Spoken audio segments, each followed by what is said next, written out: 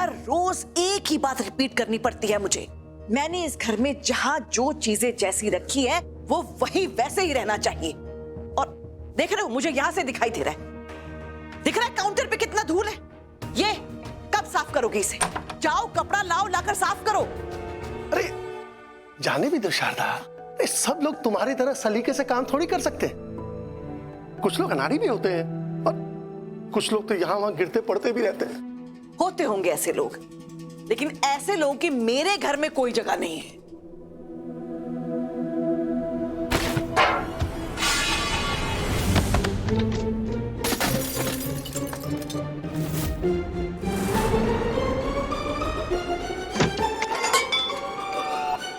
आराम से बच्चे, आराम से।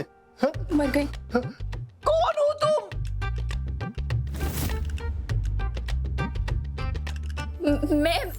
मैं आंटी जी हूँ तो बहुत प्यारी, पर बस पता नहीं कैसे बन जाती हूँ बेचारी। क्या? शारदा, ये मेरे दोस्त अरुण की बेटी। मैंने कहा।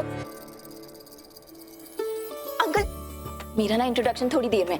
सबसे पहले aunty ji I am so sorry. देखिए ना मैं पहली बार आपके घर में आई हूँ और घर आते ही आपका इतना बड़ा नुकसान कर दिया मैंने। पर आंटी जी आपने अपना घर कितना सुंदर सजाया है। पता है मुझे ऐसा लगा जैसे मैं एंटर हुई ना कि मैं किसी 5 स्टार होटल में एंट्री ले रही हूँ। और तो और मेरी आंखें ऐसी खुली की खुली रह गई कि मेरे कदम कहाँ पड़ रहे हैं कुछ पता ही नहीं चला। और ये हो गया। आंटी जी आप बिल्कुल अपनी तरह मुझे भी ऐसे घर सजाना सिखाएंगी प्लीज, प्रीटी प्लीज।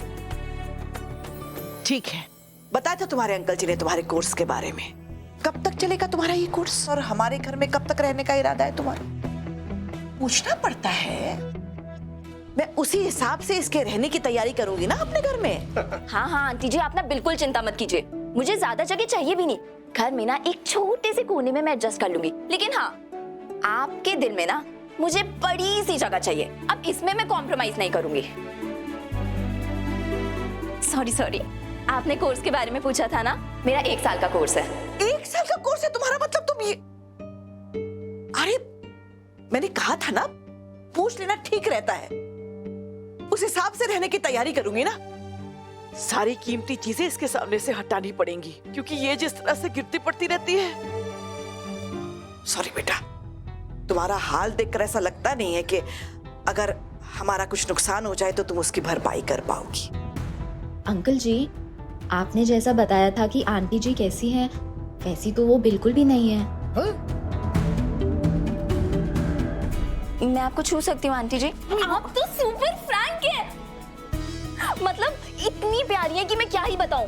मेरा तो ना दिल ही खुश हो गया है सच में ये जानकर कि आप सजावट पे विश्वास करती हैं, बनावट पे नहीं। लेकिन आजकल लोग पता है लोग ना सारी चीजें अपने दिल में छुपा के रखते हैं और मौका आते ही सब सुना देते हैं। लेकिन आप तो आंटी सच में बहुत ही ज्यादा प्यारे हो। एंड आई प्रॉमिस आज के बाद ना ऐसी ये सब हरकतें नहीं होगी, मतलब ऐसे सब संभाल के रखूंगी मैं।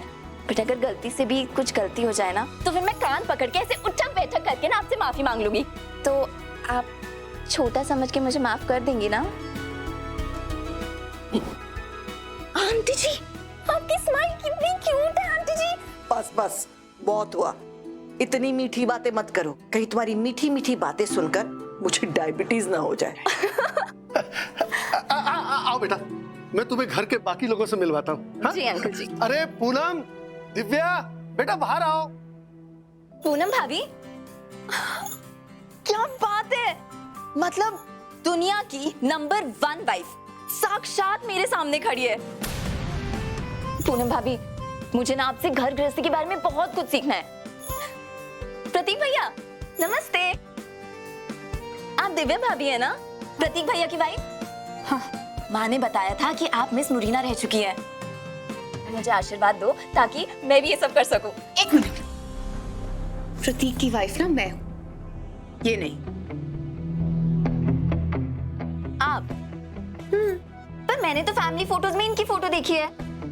आपको ना जरूर कुछ कंफ्यूजन हुआ होगा। कंफ्यूजन मुझे नहीं, कंफ्यूजन आपको है।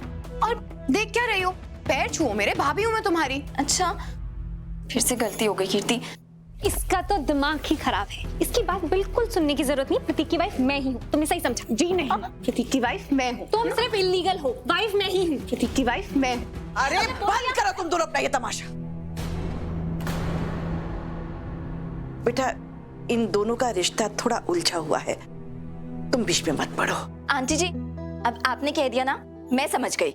और मेरी वजह से ना अब इनके रिश्तों के धागे नहीं उलझेंगे। अरे वाह कीर्ति बेटा, तुम तो बहुत सियानी हो गई। आई एम श्योर तुम्हारे आने से इस बार के नवरात्रि सेलिब्रेशन में 4 चांद लग जाएंगे। Oh my God, wow wow wow wow wow. Who are you? और तुम यहाँ क्या कर रही हो? सॉरी, मुझे ना सडनली लगा कि ऐसे इतनी सुंदर परी अचानक से आसमान से जमीन पे उतर के कब आ गई। क्या? आपको सच में नहीं पता कि आप कितने सुंदर और कितने खूबसूरत हो? मतलब आपका स्टाइल देखो, और आपकी इन सुंदर गोल गोल आंखों पर ना मैं फिदा ही हो गई हूँ, सच में। I am so sorry uncle ji, इस बार ना नवरात्रि पे 4 चांद तो बिल्कुल भी नहीं लग पाएंगे, क्योंकि 5 चांद लगेंगे। 1 चांद तो आपके घर में ऑलरेडी है, हमारी सुपरस्टार उन्नति जी। Come on, ये चांद मान तो बहुत टू मच है। पर हाँ, बचपन से सब लोग कहते हैं कि मेरी आंखें मेरे पापा जैसी गहरी हैं।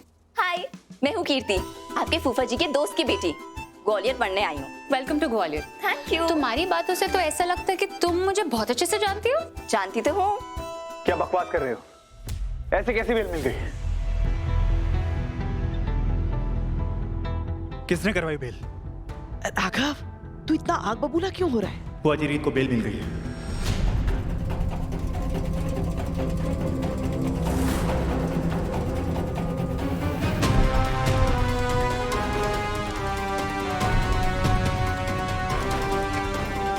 उसे बेल कैसे मिल सकती है? किसने दिलवाई उसे बेल? पता नहीं बुआ जी, वही पता करने जा रहा हूँ।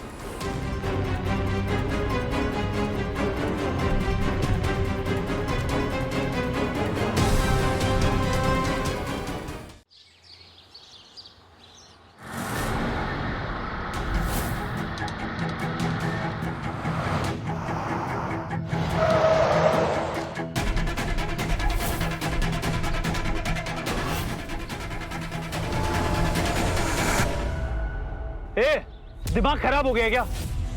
ये सड़क को अपनी बाप की समझा है? गाड़ी हटाओ।